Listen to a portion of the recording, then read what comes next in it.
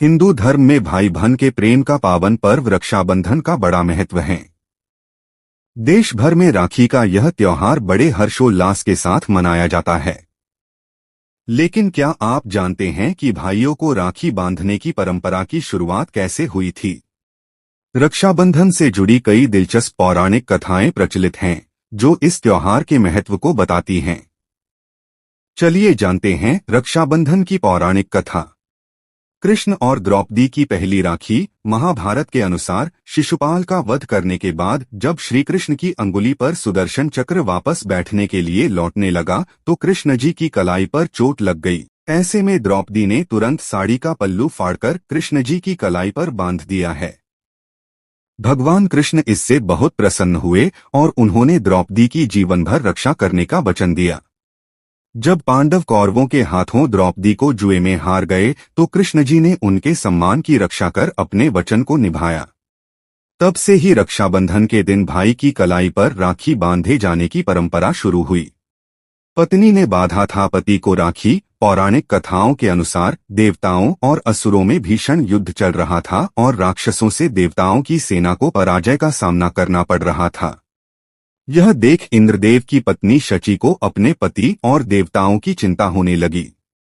उन्होंने कठोर जप तप किया और एक रक्षा सूत्र बनाया। धार्मिक मान्यता है कि शची ने यह रक्षा सूत्र अपने पति इंद्र की कलाई पर बांधा, जिसके बाद राक्षसों को पराजित करने की शक्ति प्राप्ति हुई।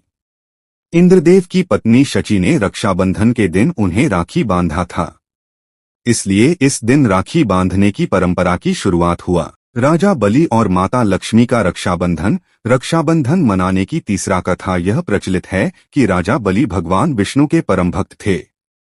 वह दान पुण्य में विश्वास रखते हैं। विष्णु जी ने अपने भक्त की परीक्षा लेने के लिए ब्राह्मण के रूप में उनके पास पहुंचे। राजा बलि यज्ञ कर रहे थे। विष्णु जी ने राजा बलि से 3 पग भूमि दान में मांगा।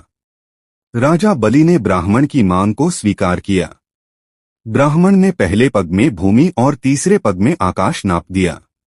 राजा बलि समझ गए कि वह भगवान विष्णु हैं। उन्होंने तुरंत ब्राह्मण के तीसरे पग के सामने अपना सिर रख दिया।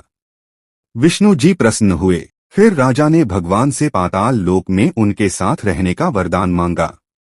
विष्णु जी ने वरदान दे दिया और वह उनके साथ रहने लगे। दूसरी ओर मां लक्ष्मी भगवान विष्णु के वापस लौटने का इंतजार कर रही थी। मां लक्ष्मी एक गरीब महिला के रूप में राजा बलि के पास पहुंची और उन्हें राखी बांध दिया।